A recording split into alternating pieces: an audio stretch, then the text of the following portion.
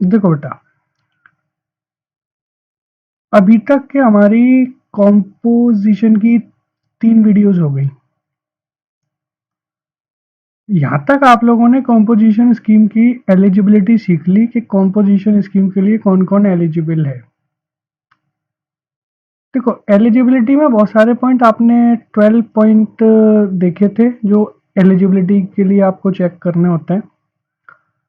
उसमें main 2 point का अगर बात करें तो मेन 2 पॉइंट जो है वो आपका एटीयू एग्रीगेट टर्नओवर जो है वो, राइट, और सेकंड जो है वो टर्नओवर इन स्टेट। सर ये टर्नओवर इन स्टेट बीच में कहाँ से आ गया? देखो बेटा, एटीओ आप प्रीसीडिंग फाइनेंशियल ईयर का देखते हैं, वो 1,50,00,000, 75 लाख या 50 लाख से ज्यादा नहीं होना चाहिए। 1,50,00,000 कहाँ के लिए? सर इनके लिए, बिल्कुल सही है।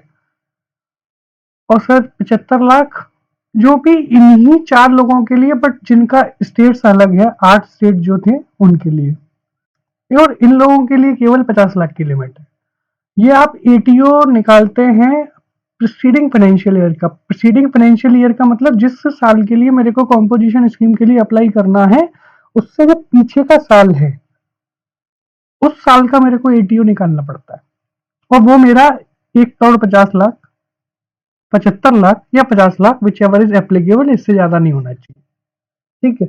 जब हमने एटीओ की बात करी थी तो एक इंपॉर्टेंट पॉइंट इसके अंदर मतलब पड़ा था, वो क्या? सर देखो, ऐसा है कि जब आप एटीओ को पढ़ते हैं तो एटीओ के अंदर जनरली सारी की सारी सप्लाई शामिल होती हैं, चाहे वो टैक्सेबल है, नॉन टैक्सेबल है, एग्जाम्प्ट है। अब टैक्सेबल है चाहे वो इंट्रा स्टेट है, इंटर स्टेट है, या आपने अपनी ही ब्रांचेस को ट्रांसफर किया रखा है माल, है ना, या दो सेपरेटली रजिस्टर्ड पर्सन हैं उनके बीच में जो भी ट्रांजेक्शन है वो सारे इसके अंदर आते थे, क्योंकि एटीओ जो है वो पैन इंडिया बेसिस पे निकाला जाता था। ठीक है, पैन इंडिया बेसिस का मतलब एक पैन नंबर पे आपने जितने भी रजिस्ट्रेशन लेके रखे हैं उन रजिस्टर्ड पर्सन के बीच में भी जितनी सप्लाईज हुई है वो भी एटीओ के अंदर शामिल होगी। मतलब वो जो आउटसाइडर्स को सप्लाई कर रहे हैं वो तो एटीओ के अंदर आएगी ही आएगी, बट ये लोग जो अपनी इन रजिस्टर्ड पर्सन के बीच में जो सप्लाईज हो रही है वो भी एटीओ के अंदर शामिल होगी। ठीक है। वहां पे आपने एक पॉइंट नोट किया था कि एटीओ को काउंट करते वक्त आप जो इंटरेस्ट इनकम होती थी एग्जेम्प्ट वाली, उसको आप एटीओ के अंदर शामिल नहीं करते थे। बाकी की सारी एग्जेम्प्ट जो भी सर्विसेज हैं उस पर इंक्लूड करने पर कोई रोक नहीं है, वो एज इट इज उसके अंदर इंक्लूड होंगी। ठीक है। सिमिलरली आपने टर्नओवर इन स्टेट को देखा था। देखो, टर्नओवर इन स्टेट क्या है? टर्नओवर इन स्टेट का मतलब है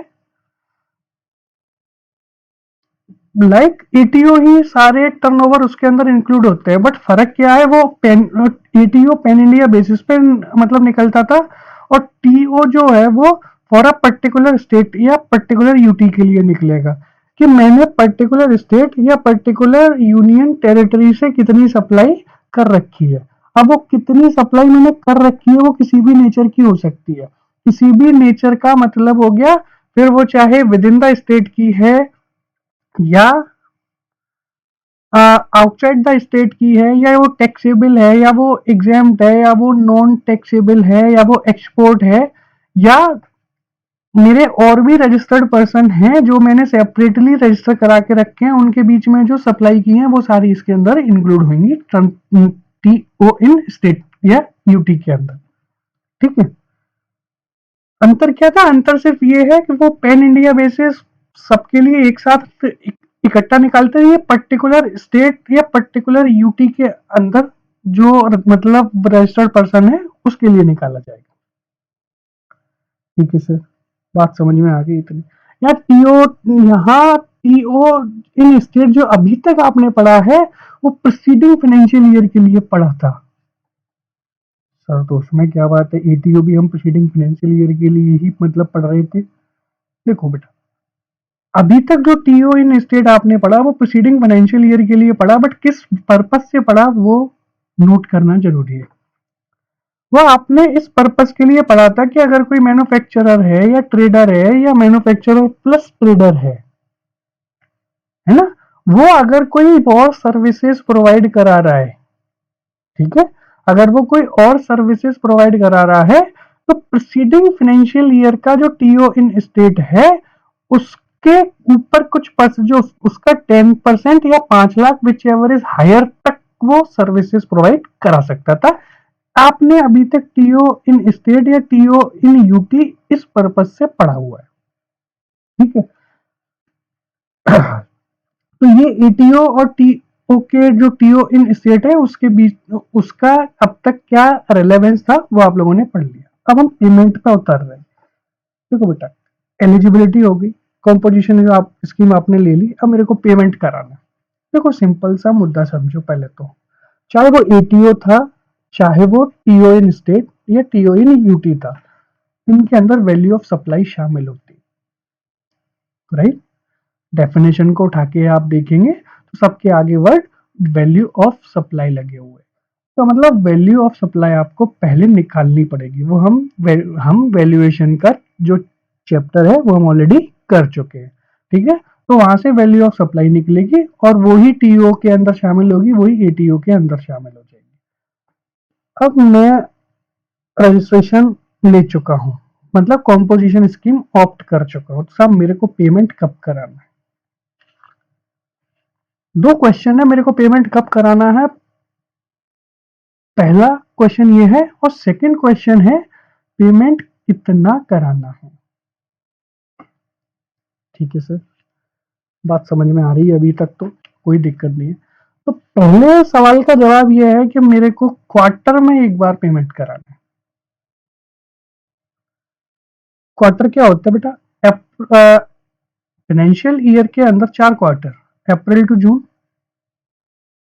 जुलाई टू सितंबर, अक्टूबर टू मतलब दिसंबर, और जनवरी टू मार्च। इन 4 क्वार्टर के लिए साल में इकट्ठा टैक्स जमा नहीं होगा, हर क्वार्टर का अलग अलग टैक्स जमा होगा, क्वार्टर खत्म होने के 18 दिनों के भीतर भीतर। ठीक है सर, इतनी बात समझ में आ गई कि टैक्स क्वार्टरली जमा होगा और क्वार्टर खत्म होने के 18 दिनों के भीतर जमा होगा। ठीक है सर, सर कितना जमा होगा, दूसरा क्वेश्चन। इसी के लिए आप ये पॉइंट नंबर 4 पढ़ रहे हैं कि हम टैक्स पेबल को कैसे कैलकुलेट करें। देखो बेटा, पहले तो क्वार्टर को दिमाग में रखेंगे कि पर्टिकुलर क्वार्टर में आपने क्या टर्नओवर किया है। टर्नओवर का मतलब मेरी वैल्यू ऑफ सप्लाईज कितनी है। Now sir, value of supplies जो टर्नओवर की आप बात कर रहे हैं वो कौन से टर्नओवर की बात कर रहे हैं? आप एटीओ की बात कर रहे हैं या टीओ इन स्टेट की बात कर रहे हैं? देखो बेटा, इसी वजह से टीओ इन यूटी और टीओ इन स्टेट का रेलेवेंस है। मेरे को जब एलिजिबिलिटी के लिए चेक करना था तो मैंने एटीओ को चेक किया था, प्रीसीडिंग फाइनेंशियल ईयर को, बट अब जब मेरे को टैक्स पे करना है तो मैं टीओ इन स्टेट के बेसिस पे करूंगा या टीओ इन यूटी के बेसिस पे करूंगा। सर टीओ इन स्टेट और यूटी कहाँ कहाँ लगेंगे बेटा? अगर कोई पर्टिकुलर एरिया मेरा स्टेट है तो वहां पे टीओ इन स्टेट लगेगा, अगर कोई पर्टिकुलर एरिया मेरा यूटी है तो वहां पे टीओ इन यूटी लगेगा। सर तो टैक्स मेरे को पे कराना है क्वार्टर के हिसाब से, हर क्वार्टर का मेरे को टैक्स पे कराना है, तो क्वार्टर का जो टीओ बनेगा मेरे को उस टीओ के ऊपर टैक्स पे कराना। टीओ के ऊपर टैक्स पे कराना है क्वार्टर का टीओ। इसका मतलब बेटा मेरे को जो क्वार्टर चाहिए ना, जो टीओ मतलब टीओ नॉट टीओ, हाँ, मेरे को टीओ जो चाहिए वो क्वार्टर का चाहिए। और ऊपर तो प्रीसीडिंग फाइनेंशियल ईयर की बात करी, तो बस यही बताने का कोशिश कर रहा हूं बेटा मैं कि मेरे को टैक्स जो पे कराना है वो रजिस्ट्रेशन से पहले नहीं कराना होता है। मेरे को टैक्स जो पे कराना है वो रजिस्ट्रेशन से पहले के पीरियड के लिए नहीं कराना है, वो रजिस्ट्रेशन लेने के बाद के पीरियड के लिए मेरे को टैक्स पे कराना होता है। इसलिए मेरे को जो टीओ इन स्टेट या टीओ इन यूटी निकालना है वो करंट ईयर का निकालना है। पहली बात, करंट ईयर का मतलब करंट फाइनेंशियल ईयर का। तो सर करंट फाइनेंशियल ईयर का निकालेंगे तो क्या हम 12 महीने का टैक्स एक साथ पे कराएंगे? अभी तो आपने कहा था कि टैक्स क्वार्टरली पे होगा। हाँ बेटा, टैक्स क्वार्टरली भी पे होगा और टीओ भी क्वार्टरली ही निकाला जाएगा। रेलेवेंस क्या है? रेलेवेंस क्या है कि करंट फाइनेंशियल ईयर का टर्नओवर काउंट करेंगे, TO in state current year का लेंगे और करंट ईयर में भी पर्टिकुलर क्वार्टर का लेंगे। तो कहने का मतलब, अगर मैं अप्रैल टू जून क्वार्टर के लिए टैक्स, अगर मेरे को अप्रैल टू जून क्वार्टर का पेमेंट कराना है टैक्स का, तो पहले मेरे को अप्रैल टू जून क्वार्टर का टर्नओवर इन स्टेट काउंट करना पड़ेगा, कैलकुलेट करना पड़ेगा। और जब आप उसको काउंट करेंगे तो उसके ऊपर आप एक परसेंटेज लगा देंगे, जो परसेंटेज लगा के जो अमाउंट निकल के आएगा वही आपकी टैक्स लायबिलिटी है सेक्शन 10 के अंदर। उम्मीद है बात समझ में आ रही होगी। सर जो अभी बताया इसको एक लाइन में बता दो। हाँ, बताता हूँ एक लाइन में। एक लाइन में बेटा ये है कि मेरे को टैक्स पे कराना है क्वार्टरली, और वो टैक्स पे कराने के लिए पहले मेरे को उस पर्टिकुलर क्वार्टर का टर्नओवर निकालना पड़ेगा। टर्नओवर कौन सा निकालूंगा सर? एग्रीगेट टर्नओवर निकालूंगा? नहीं बेटा, हम टर्नओवर इन स्टेट निकालेंगे या टर्नओवर इन यूटी निकालेंगे। तो उस पर्टिकुलर क्वार्टर का टर्नओवर इन स्टेट या टर्नओवर इन यूटी निकालूंगा। जो भी अमाउंट निकल के आएगा उसके ऊपर मैं एक परसेंटेज लगाऊंगा, और जो परसेंटेज लगा के जो वैल्यू निकल के आएगी उतना अमाउंट में गवर्नमेंट को कॉम्पोजिशन टैक्स के रूप में जमा करा दूंगा। ठीक है सर। सो लॉजिकली सोचने का कोशिश करेंगे हम। पहले मैं रजिस्ट्रेशन के लिए लायबल होऊंगा, राइट? फिर मैं रजिस्ट्रेशन लूंगा। रजिस्ट्रेशन से लायबिलिटी के डेट से ही मैं टैक्सेबल पर्सन बन जाता हूं। ठीक है, तो मेरे को पेमेंट कराने की लायबिलिटी जो कायदे से आनी चाहिए, जो टैक्स का पेमेंट कराने की लायबिलिटी जो आएगी वो कहां से आएगी?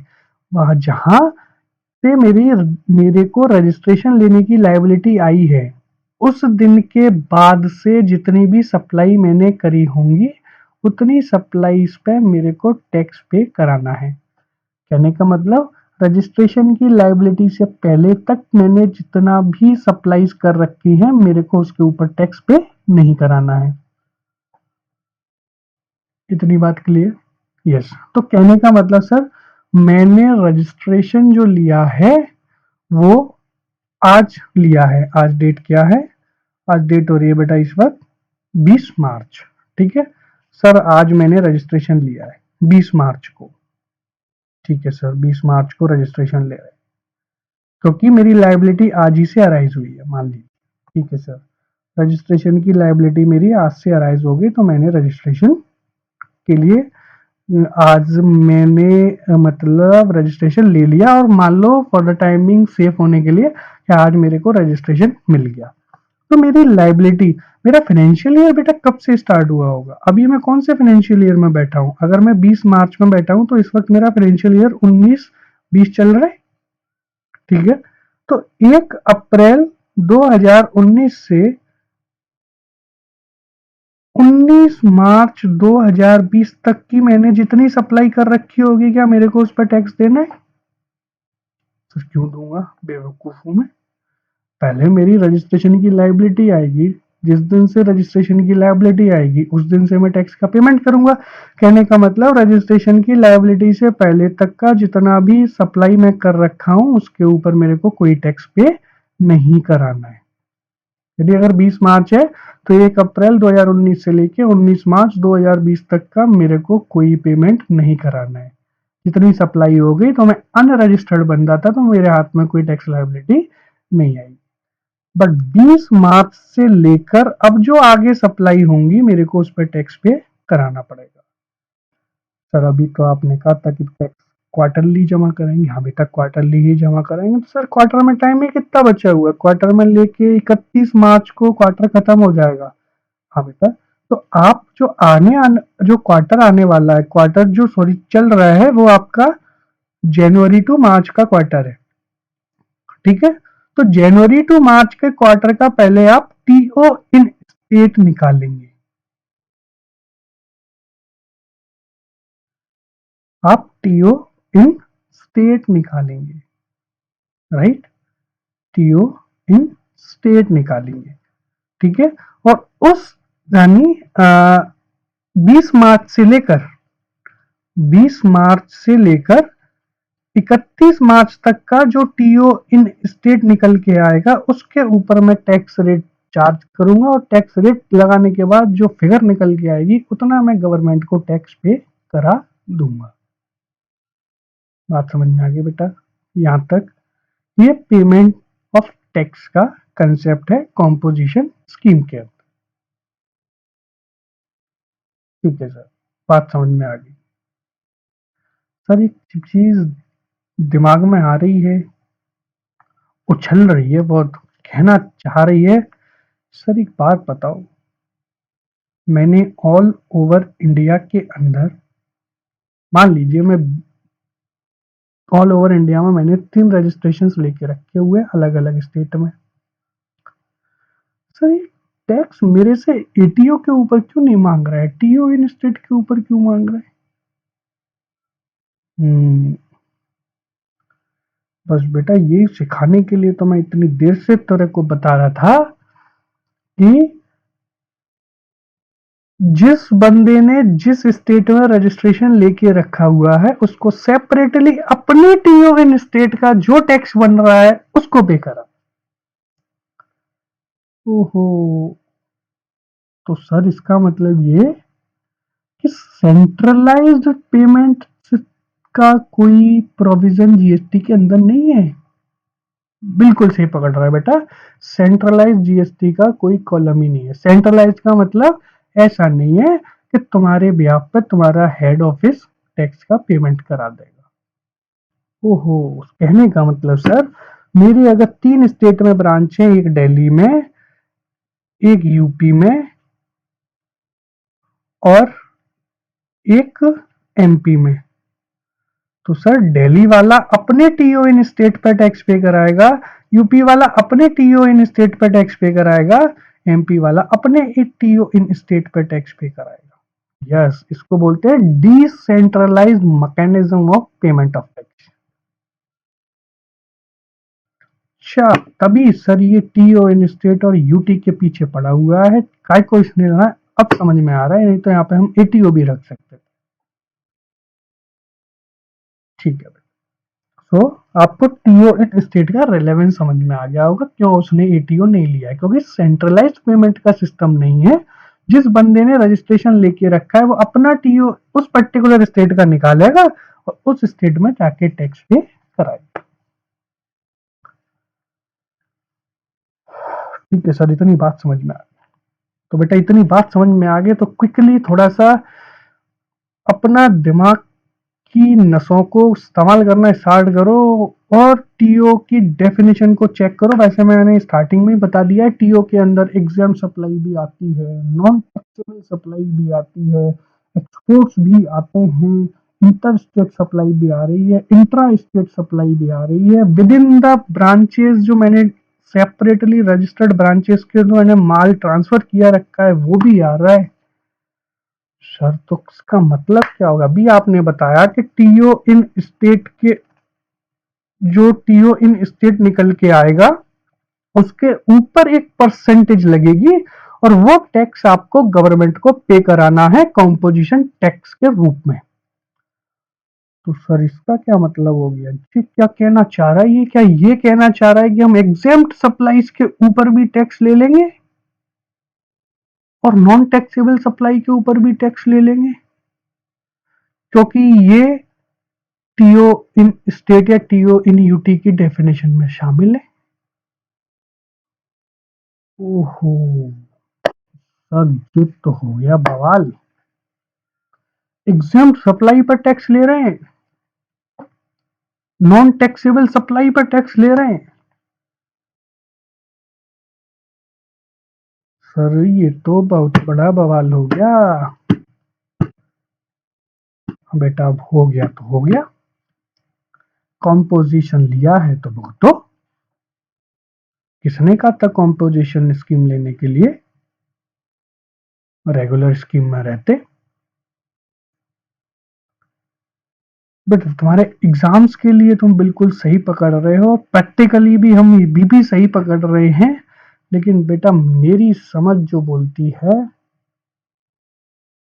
कि टैक्स सिर्फ और सिर्फ टैक्सेबल सप्लाईज पे लगता है, नॉन टैक्सेबल सप्लाईज या एग्जाम सप्लाई पर टैक्स लग ही नहीं सकता।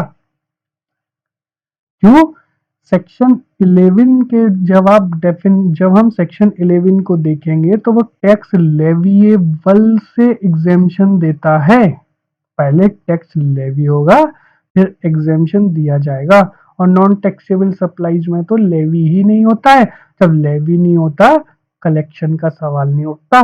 कलेक्शन का सवाल नहीं उठेगा तो मैं पेमेंट करूंगा ही नहीं। कायदे से ये होना चाहिए।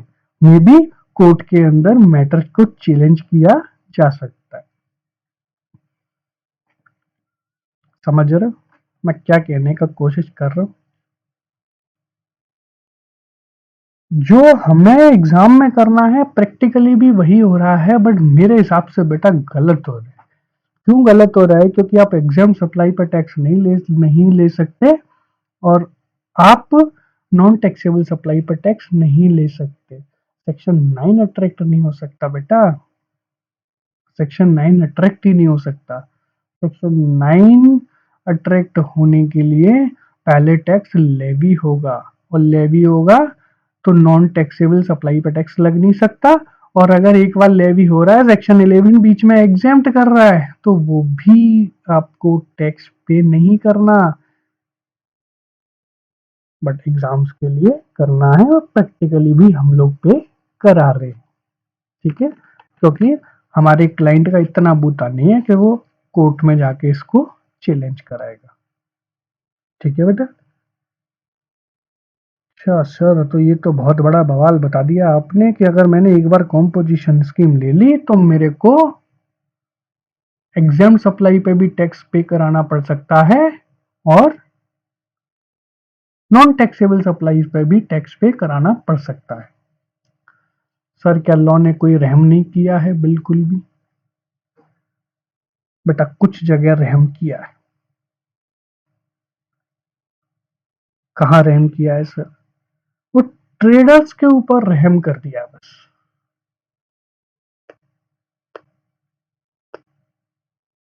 मतलब सर ये जो हम 7 कैटेगरी पढ़ रहे थे, ये इसीलिए पढ़ रहे थे बेटा, जो सॉरी, हाँ सर, हम जो 6 कैटेगरीज पढ़ रहे थे तो क्या वो इसीलिए पढ़ रहे थे? हाँ बेटा, हम ये 6 कैटेगरी इसीलिए पढ़ रहे थे। उनमें से केवल एक ट्रेडर वाली कैटेगरी जो है, एक ट्रेडिंग का पोर्शन जितना है, उसके ऊपर मेरे को छूट मिल जाएगी। किस पे? अगर ट्रेडर है तो टीओएन स्टेटमेंट तो वैसे शामिल होता है, बट लॉ के अंदर वर्ड आगे कुछ ऐसे लिख दिए हैं कि उसकी वजह से एग्जेम्प्टेड सप्लाईज और नॉन टैक्सेबल सप्लाईज के ऊपर कॉम्पोजिशन में भी टैक्स नहीं लगेगा। ये छूट केवल और केवल ट्रेडर्स के लिए है, बाकी किसी के लिए नहीं।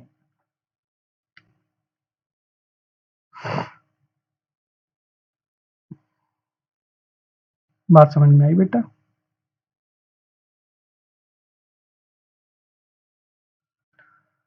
हाँ सर, कहने का मतलब जनरल जनरल रूल तो ये हो गया कि अगर मैंने कॉम्पोजिशन में एक स्कीम ले ली तो मेरे को जनरल रूल के हिसाब से नॉन टैक्सेबल सप्लाई और taxable supplies, sorry, non taxable supplies और एग्जाम सप्लाईज के ऊपर भी टैक्स पे कराना पड़ जाएगा। लेकिन अगर ट्रेडर का केस है तो उसको एग्जेम्प्टेड और नॉन टैक्सेबल सप्लाईज के ऊपर टैक्स पे नहीं कराना, नहीं कराना।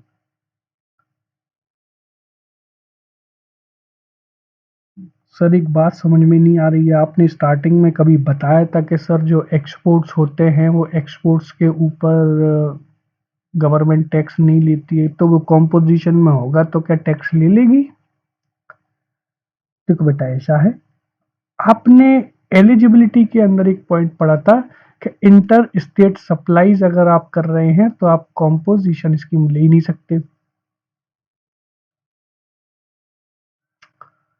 एक्सपोर्ट्स एक्सपोर्ट्स जो हैं वो इंटर स्टेट सप्लाई होती हैं, तो जब आप एक्सपोर्ट्स करते हैं तो आपको कॉम्पोजिशन स्कीम मिलती ही नहीं है। जब मिलती ही नहीं है तो आपको चिंता करने की कोई ज़रूरत नहीं। ठीक है सर, एक लाइन में बता दो। हाँ सर। हाँ बेटा देखो ऐसा है, एक लाइन में मुद्दा इसका, पहले मेरे को क्वार्टर खत्म होने का इंतजार करना है। उस क्वार्टर के अंदर पर्टिकुलर स्टेट में मैंने सब कितना टीओ इन स्टेट किया है और टीओ इन स्टेट में वैल्यू ऑफ सप्लाईज निकलती हैं, वो मेरे को सारी निकाल देनी है और उसके ऊपर एक रेट लगा देना है, जो भी बनेगा टैक्स गवर्नमेंट को पे करा देना। जनरल रूल ये कहता है कि अगर मैंने कॉम्पोजिशन स्कीम लेके रखी है तो मेरे को एग्जाम सप्लाई और नॉन टैक्सेबल सप्लाईज के भी ऊपर टैक्स पे कराना पड़ जाएगा।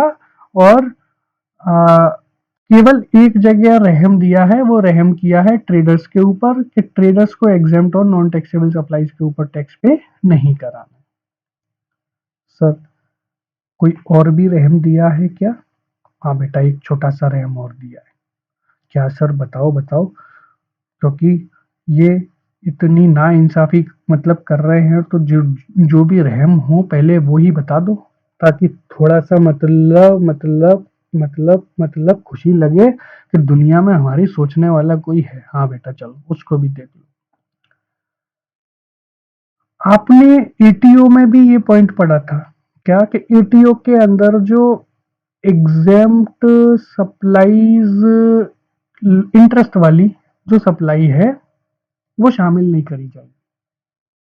यही आपने जब सर्विस पोर्शन को काउंट करने के लिए देखा था, तो उसके भी अंदर आप लोगों ने यही देखा था कि एग्जेम्प्ट इंटरेस्ट वाली सर्विस जो है वो भी टीओ इन स्टेट के अंदर काउंट नहीं करी जाएगी वहां भी। सिमिलरली यहाँ पे उन्होंने बोल दिया है कि टर्न ओवर इन स्टेट के अंदर हम ये एग्जेम्प्ट इंटरेस्ट वाली सर्विस को शामिल नहीं करेंगे।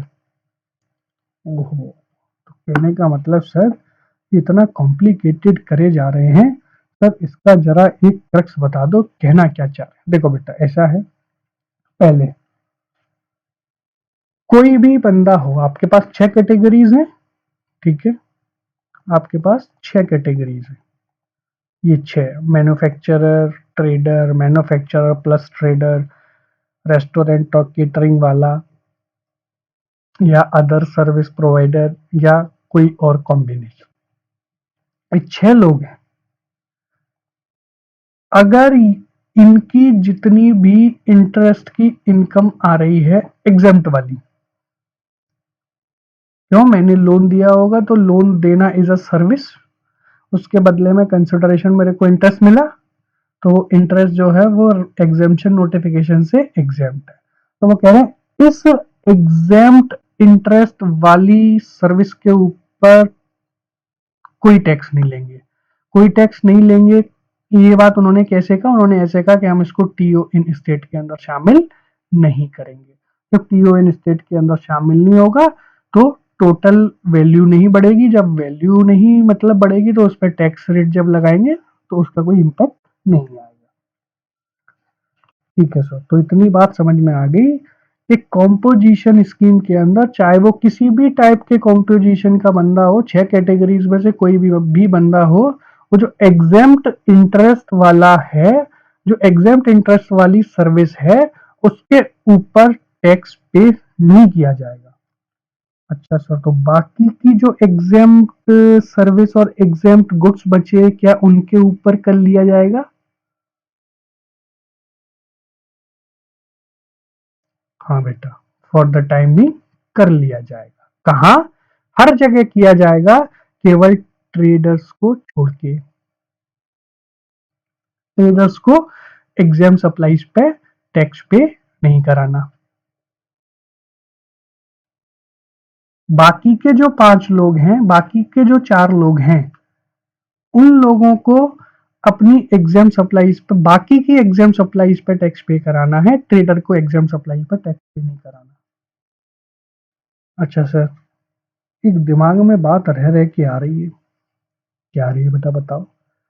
सर बात ये आ रही है, आपने हमें पढ़ाया था कि जो लोग नॉन टैक्सेबल सप्लाई कर रहे हैं उनको कंपोजिशन स्कीम मिलेगी ही नहीं।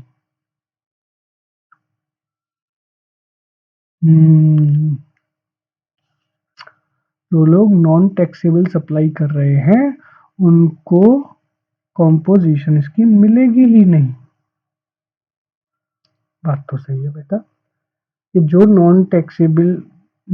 नॉन टैक्सेबल सप्लाई करते हैं उनको कंपोजिशन स्कीम मिलेगी नहीं। तो जब कंपोजिशन स्कीम मिलेगी नहीं तो इसमें टीओ में क्योंकि कंपोजिशन स्कीम मिलेगी नहीं तो ये सारा तामझाम करने का आपको को कोई जरूरत पड़ेगी। तो कहने का मतलब टीओ इन स्टेट के अंदर केवल और केवल एग्जेम्प्ट सर्विस शामिल हो सकती। राइट, हाँ या नहीं? Yes sir. और एग्जेम्प्ट में भी जो एग्जेम्प्ट इंटरेस्ट वाली इनकम है वो शामिल नहीं होगी, बाकी की सारी एग्जेम्प्ट इनकम जो है वो इसके अंदर शामिल हो जाएगी। ठीक है बेटा, बस इतना सा बात है। सर आपने सब कुछ बता दिया, ये तो बता दो तो रेट कितनी लगेगी। ठीक है, हमें समझ में आ गया कि सर टर्नओवर इंस्टेड निकलेगा, क्वार्टर का निकलेगा, हर बंदे ने जो रजिस्ट्रेशन लेके रखे हैं वो सारे लोग अपना अपना अलग अलग निकालेंगे। अलग अलग निकालने के बाद टर्नओवर इंस्टेड निकालेंगे। टर्नओवर इंस्टेड निकालते वक्त जो एग्जेम्प्ट इंटरेस्ट है उसको शामिल नहीं किया जाएगा, उसके अलावा जितनी भी एग्जेम्प्ट इनकम है उसको शामिल कर लिया जाएगा।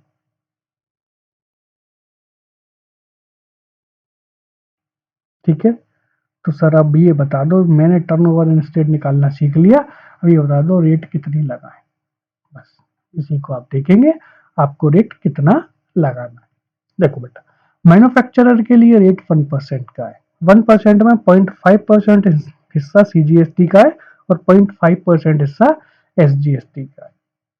राइट, ट्रेडर के लिए ये हिस्सा जो है 1% का है।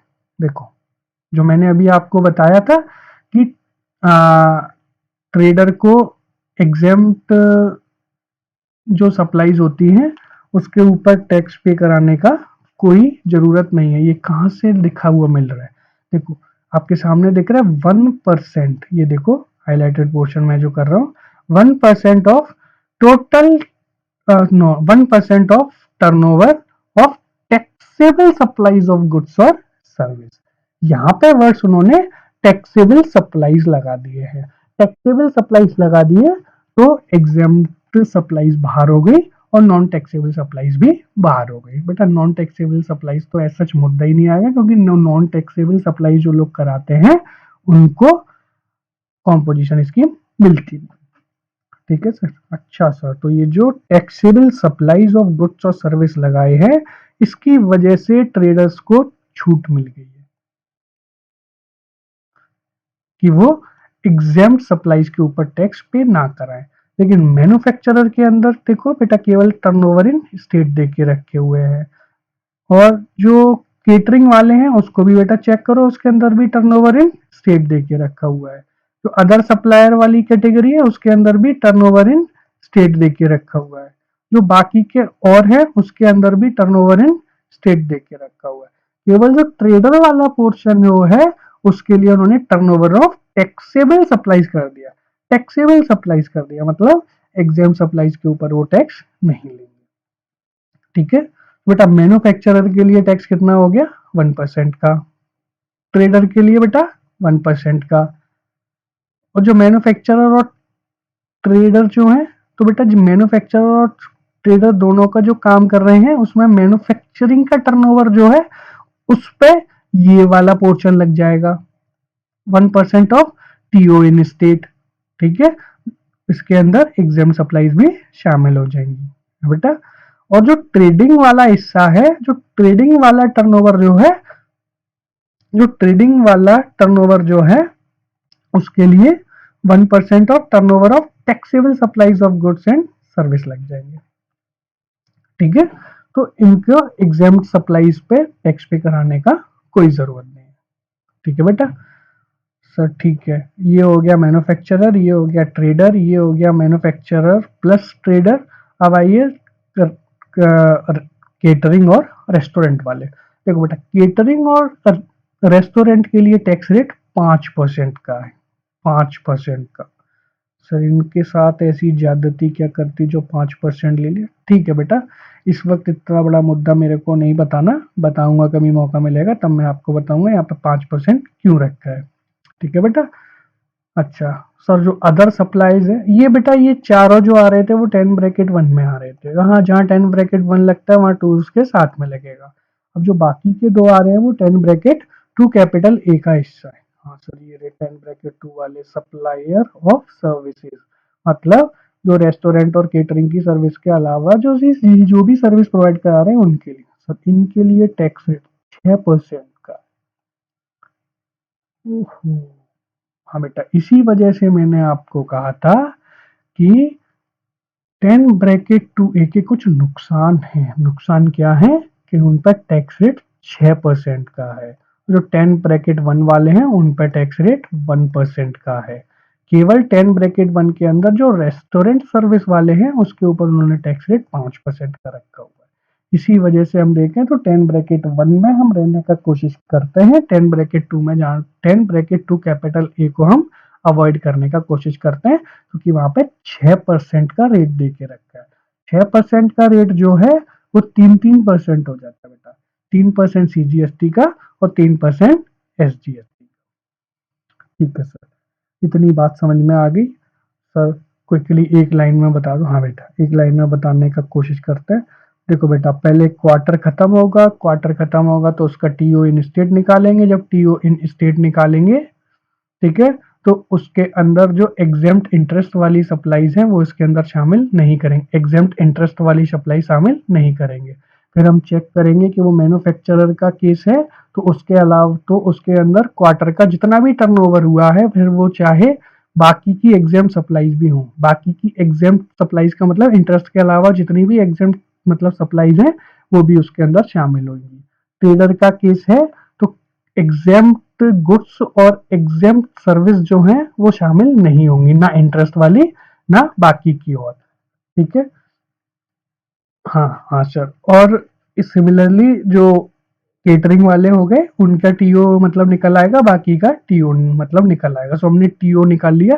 टीओ निकालने के बाद मेरे को रेट ऑफ टैक्स उसके ऊपर इम्पोज कर देना।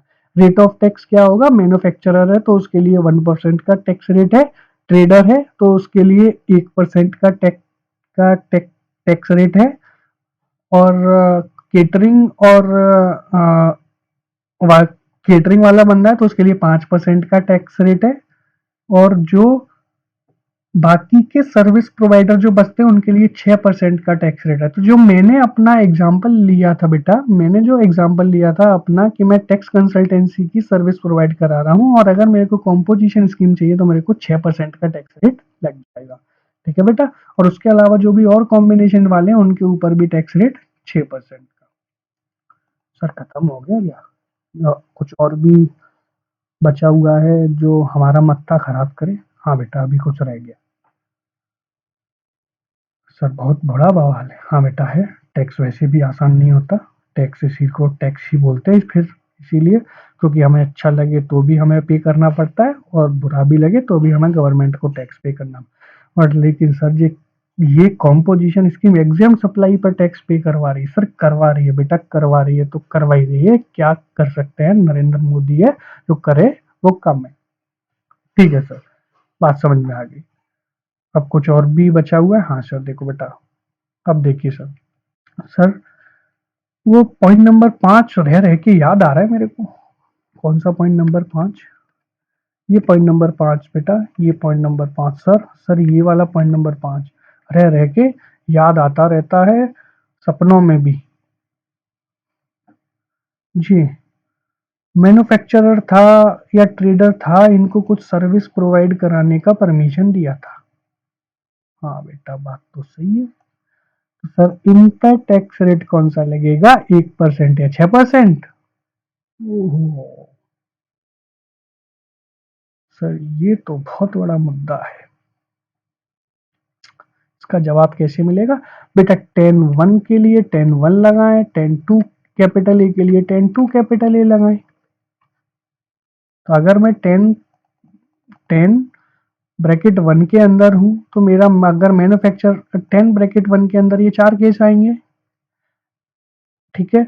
और अगर मैं मैन्युफैक्चरर हूं, साथ में कुछ सर्विसेज भी प्रोवाइड करा रहा हूं उस लिमिट तक जो पॉइंट नंबर 5 के अंदर लिखी हुई थी, वहां पे सर्विस भी अगर मैं कुछ प्रोवाइड करा रहा हूँ तो वहां भी टैक्स रेट कौन सा लगेगा बेटा, 1% का। सो नोट क्या देके रखा है, this is also applicable for allowed service portion, ठीक है। सो यहाँ पे 1% का टैक्स रेट, इस सर्विस के ऊपर भी 1% का टैक्स रेट, ठीक है। और जो ट्रेडर है उनके ऊपर भी, वो उनको भी अलाउड था कि वो उस लिमिट तक कुछ सेवाएं प्रोवाइड करा सकते हैं, तो उसके ऊपर भी टैक्स रेट क्या लगेगा सर, सेम 1% का टैक्स रेट लगेगा। This is also applicable for allowed service portion, ठीक है सर। अच्छा सर, अगर ये जो केटरर और जो रेस्टोरेंट वाले हैं वो टैक्स पे कर, अगर वो भी और कोई सर्विस प्रोवाइड करा रहे हैं तो सर उनके ऊपर क्या होगा बेटा, उनके ऊपर टैक्स रेट 5% का लगेगा, 1% का नहीं लगेगा, क्योंकि वो 10(1) के अंदर 5% वाली कैटेगरी में फॉल कर रहे हैं, ठीक है बेटा। ये मैं आपको बता रहा हूँ, ये मेरी पर्सनल मतलब राय है। आपके पास जो बुक है, आप उसके अंदर जो क्वेश्चन सॉल्व करें, फिर उसमें से चेक कर लेना कि उस पर क्या टैक्स रेट लगा रहा है। मेरे हिसाब से बेटा इसके ऊपर भी टैक्स रेट 5% का आएगा, क्योंकि ये 5% वाले क्लॉज में फॉल कर रहा है। तो सर ये मैन्युफैक्चरर और ट्रेडर वाला भी कोई और सर्विस प्रोवाइड करा रहे हैं?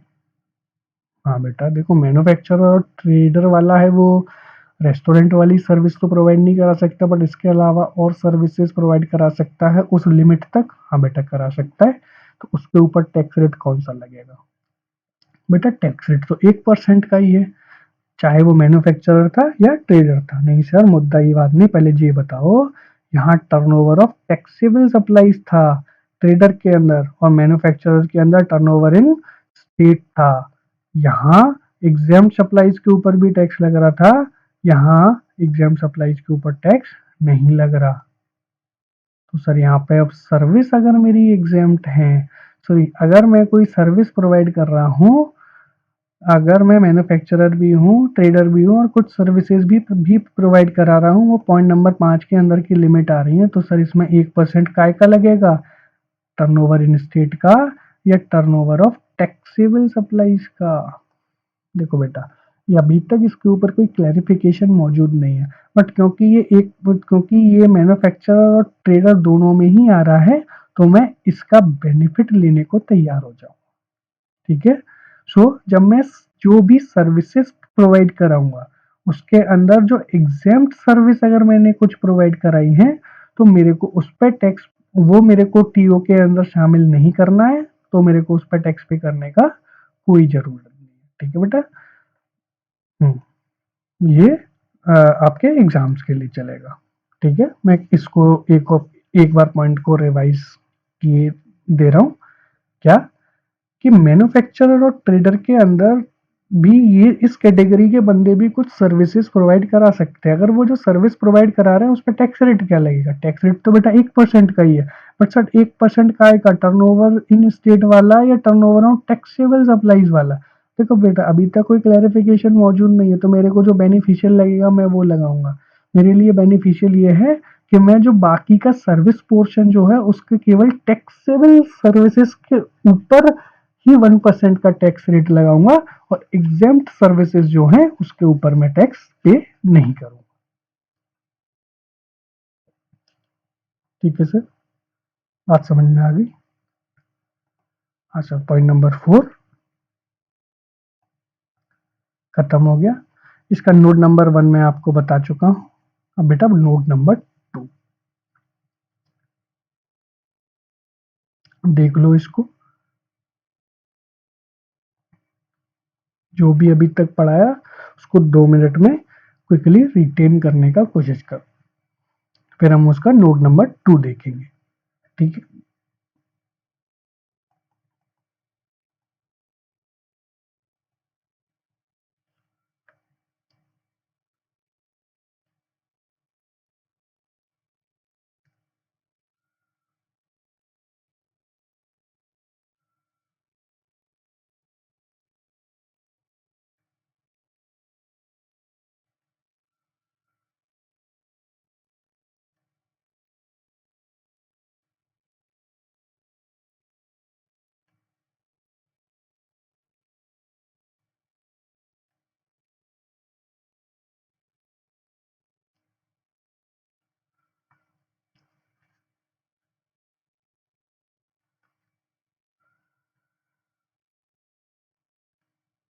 ठीक है, देखो देखो बेटा नोट नंबर 2 को देखिए। नोट नंबर 2 के जिस हिसाब से बेटा लैंग्वेज का इस्तेमाल किया गया है उससे दो इंटरप्रिटेशन निकलते हैं, बट देखो बेटा मेरे को इस वक्त एग्जाम्स के लिए प्रिपेयर कराना है तो मैं सेकंड इंटरप्रिटेशन नहीं बता रहा। सेकंड इंटरप्रिटेशन ये है, ये जो मैं हाईलाइट अभी कर रहा हूँ, ये जो हाईलाइट पोर्शन है ये इसकी सेकंड इंटरप्रिटेशन है। घर जाके पढ़ लेना आराम से, पर इसको एग्जाम में ना लगा। तो पॉइंट नंबर 1 जो क्या है वो मैं आपको बता चुका हूँ कि टर्नओवर इन स्टेट मेरे को टैक्स कहाँ से पे कराना है, मेरे को टैक्स वहां से पे कराना है जहां से मेरी लाइबिलिटी अराइज होगी रजिस्ट्रेशन की। मतलब रजिस्ट्रेशन से पहले का, जो सॉरी जिस दिन रजिस्ट्रेशन की लाइबिलिटी आई है उससे पहले का जितना भी टीओ इन स्टेट में कर चुका हूँ उस पर्टिकुलर क्वार्टर का, मेरे को टैक्स पे कराने का कोई जरूरत नहीं है। बट जिस दिन से मेरी लाइबिलिटी आ जाएगी, मतलब रजिस्ट्रेशन की, उस दिन से लेकर क्वार्टर जब तक खत्म नहीं हो रहा उसके आगे की जितनी भी सप्लाईज होंगी मेरे को उस पर टैक्स पे कराना है। ये पॉइंट नंबर 2 में यही लिखा हुआ है और पॉइंट नंबर 1 में मैंने इसको एक्सप्लेन किया है। इसकी बेटा एक इंटरप्रिटेशन और निकलती है जो पॉइंट नंबर 2 में है, इसको अपने एग्जाम्स के लिए काट दीजिएगा। मेरे को यहाँ पे मतलब डिस्कस भी नहीं करना है। ठीक है, फिर भी अगर आपको पूछना हो तो जब मैं आपकी क्लास लगाऊंगा अपने उसमें, तो मैं आपको इसको, जब हम क्लासरूम में क्लास लगाएंगे तब हम इसको कर लेंगे वहां पे। ठीक है बेटा,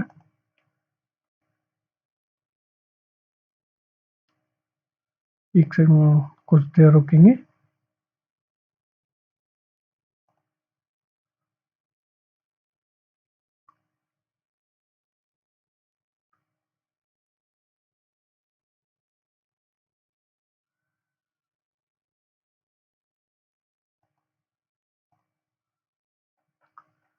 ठीक है सर, इसके अलावा भी और कोई टैक्स पे कराना पड़ेगा कि कॉम्पोजिशन स्कीम वालों को? हाँ बेटा, एक टैक्स और पे कराना पड़ेगा। क्या सर, ये एग्जाम सप्लाई पे भी टैक्स मांग रहे हैं? ये एग्जाम सप्लाई पे टैक्स लिया, नॉन टैक्सेबल सप्लाई पे टैक्स लिया, बट नॉन टैक्सेबल सप्लाईज पे तो टैक्स इसलिए नहीं लेंगे बेटा क्योंकि उसके ऊपर कॉम्पोजिशन स्कीम मिलेगी ही नहीं। हाँ सर ठीक है, तो लेकिन एग्जाम सप्लाई पे तो टैक्स ले लिया ना? हाँ बेटा ले लिया, केवल कहाँ नहीं लिया, ट्रेडर वाले केस में नहीं लिया, बाकी हर जगह आपको एग्जाम सप्लाई के ऊपर भी टैक्स ले लिया। तो सर इसके अलावा भी अब क्या चाह रहे हैं कि जान लोगे बच्चे की? हाँ बेटा, कुछ ऐसा ही सोच के बैठे हुए हैं, अभी जान लेंगे। वो कह रहे देखो बेटा ऐसा है, आपने जो अभी तक टैक्स निकाला वो तो टैक्स हम लेंगे ही लेंगे, उसके अलावा हम एक टैक्स और लेंगे। बताओ सर, ये भी बता दो ताकि हमें इस बात का पूरा भरोसा हो जाए कि इस ये जो दुनिया है बहुत जालिम है, रहम नाम की तो कोई चीज ही नहीं। सर बताओ कौन सा टैक्स और पे कराना है? देखो बेटा, आपने रिवर्स चार्ज का नोटिफिकेशन पढ़ा था? हाँ सर पढ़ाया तो था, सीएस वाले बच्चे बोलेंगे सर हम तो क्लास में थे ही नहीं, आपने पूरा खत्म करा दिया। कोई बात नहीं, जो सीए वाले बच्चे हैं उन्होंने पूरा पढ़ रखा है। ठीक है, तो देखो बेटा उसके अंदर आप लोगों ने क्या पढ़ा है, जो रिवर्स चार्ज के अंदर मैं जितनी भी इनवर्ड सप्लाई करूंगा, मतलब इनवर्ड सप्लाई ऐसी जो हाँ आरसीएम एप्लीकेबल है, तो मेरे को आरसीएम का टैक्स अलग से पे कराना है। तो सर ऊपर वाला आरसीएम वाला टैक्स पे ऊपर ऊपर नहीं कराए, नहीं बेटा, ऊपर आउटवर्ड सप्लाईज आती है सारी, ऊपर सारी आउटवर्ड सप्लाईज आती है, इनवर्ड सप्लाईज नहीं आती है। ठीक है सर, आ गया बात समझ में। तो हमें इनवर्ड सप्लाईज के ऊपर टैक्स पे करा लेंगे सर। जहाँ आरसीएम 93 या 94 की अट्रैक्शन आएगी वो वहाँ मेरे को टैक्स पे कराना पड़ जाएगा। सर कितना टैक्स पे कराऊँ? जो आपने यहाँ पे 1% या 5% या 6% का टैक्स रेट जो बताया वो उसी हिसाब से पे कराना है ना बेटा, इवन इसीलिए का दुनिया बहुत जालिम है। हाँ सर लग रहा है नॉर्मल टैक्स रेट से आप टैक्स पे कराएंगे, normal tax rate. Sir normal tax rate से पे कराएंगे, हाँ बेटा आप नॉर्मल टैक्स रेट। सर ये नॉर्मल टैक्स रेट क्या है? मान लीजिए आपने जीटीए की सर्विसेज ली हैं, गुड्स ट्रांसपोर्ट एजेंसी की सर्विसेज ली हैं, तो उस पर आरसीएम का टैक्स रेट 5% का है। एडवोकेट वाली है तो उस पर 18% का है, वगैरह वगैरह, और भी जिस पे जो भी टैक्स रेट सब एप्लीकेबल होंगे आपको उस टैक्स से, उस टैक्स रेट पे आपको टैक्स पे कराना है। तो कहने का मतलब सर हमें कॉम्पोजिशन वाला टैक्स पे कराना है और साथ में आरसीएम वाला टैक्स भी हमें पे कराना है। अच्छा अच्छा सर, वो रह रहा के एक बात और उठ रही है दिमाग में। सर ये जो मेरी ऐसी कोई आउटवर्ड सप्लाई जो कि आरसीएम में है, इनवर्ड सप्लाई का तो हमने चेक कर लिया कि जो इनवर्ड सप्लाईज हैं और अगर आरसीएम में टैक्स आ रहा है तो वो तो हम पे अलग से मतलब कराएंगे। सर क्वेश्चन ये है कि जो हमारा आउटवर्ड सप्लाईज है जो हम कर रहे हैं वो भी आरसीएम में आ रही है, तो क्या उस पर भी हमें कॉम्पोजिशन स्कीम पर टैक्स पे कराना पड़ेगा? हाँ बेटा, मैंने इसीलिए कहा था दुनिया बहुत जालिम है, कराना पड़ेगा। ठीक है, क्यों सर? टीओ की डेफिनेशन को देखें, टीओ की और ईटीओ की जो डेफिनेशन है वो सेम है। तो देखो मैं आपको ईटीओ का डेफिनेशन दिखा देता हूँ। वैसे हमने मतलब रजिस्ट्रेशन का चैप्टर जब किया था तो उसके अंदर इसको इंक्लूड कर लिया था। ठीक है, तो देखो value of all outward supplies of goods और सर्विस और both including the value of outward supplies on which tax is to be paid under RCM, including the value of outward supplies on which the tax is to be paid under RCM. तो मैं अगर कोई outward supply ऐसी provide कर रहा हूँ जहाँ पे टैक्स मेरे को आरसीएम, जहाँ पे टैक्स मेरे को पे नहीं करना है, जो मेरे से वो गुड्स या सर्विसेज लेगा वो उसको अंडर आरसीएम में पे कराएगा, तो उस पर भी मेरे को एज अ सप्लायर मेरे को कॉम्पोजिशन का टैक्स पे कराना पड़ जाएगा, क्योंकि वो टीओ इन स्टेट का पार्ट बन जाएगा और टैक्स का रेट टीओ इन स्टेट के ऊपर लगेगा। ठीक है, सो सर बहुत ही खतरनाक लॉ है। अभी है तो ही एग्जाम सप्लाई पे भी टैक्स ले लिया, जो आउटवर्ड सप्लाई जो मेरी आरसीएम में आ रही थी उस पर भी टैक्स लिया। हाँ है तो ही। सो यहाँ पे आपका कॉम्पोजिशन स्कीम का पेमेंट खत्म हो जाता है। अब आपका कॉम्पोजिशन स्कीम में क्या बचेगा? सिर्फ प्रोसीजरल पार्ट बचेगा। ठीक है, जो प्रोसीजरल पार्ट बचेगा उसको हम नेक्स्ट वीडियो में कवर मतलब कर लेंगे। ठीक है, और जब तक वो वीडियो अवेलेबल नहीं है तो नोट्स जो आपके पास है उसके अंदर से आप सेल्फ स्टडी भी अगर मतलब कर लेंगे तो वो भी इनफ होगी, क्योंकि उसमें समझाने के लिए बहुत कुछ नहीं है, वो प्रोसीजरल एस्पेक्ट। ठीक है, सो जितना कॉम्पोजिशन स्कीम का जो भी टेक्निकल पार्ट था वो हम लोगों ने खत्म कर लिया है, केवल और केवल प्रोसीजरल पार्ट बचा है जो कि हम नेक्स्ट वीडियो में कर लेंगे। ठीक है।